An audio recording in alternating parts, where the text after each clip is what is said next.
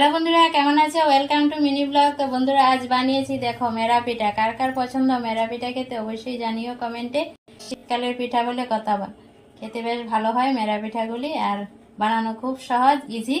আমার ব্লগ চ্যানেলে অবশ্যই ভিডিওটা দেব, কিভাবে বানালাম মেরা পিঠাগুলি অবশ্যই দেখে নিও। তো পিঠা বানানো হয়ে গেছে, এখন রান্না বান্না করবো স্টার্ট। ভিডিওটা দেখো আজ কি রান্না বান্না হচ্ছে। তোমরা ভিডিওটা দেখতে দেখতে একটা লাইক দেবে, আর যদি ভিডিওটা আজকের ভালো হয় অবশ্যই একটা শেয়ার দিয়ে দেবে। Thank you. বন্ধুরা দেখো, বেগুন ভাজা করছি লাল লাল করে, তারপর আলু ফুলকপি ভেজে মাছের বড়ি ভেজে মাছের ঝোলটা বসিয়ে দিলাম।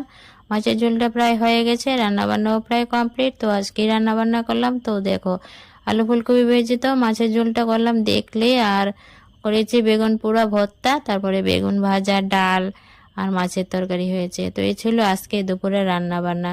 তো ভিডিওটা ভালো লাগলে অবশ্যই একটা লাইক কমেন্ট শেয়ার করে দিও। বাই, ভালো থেকো।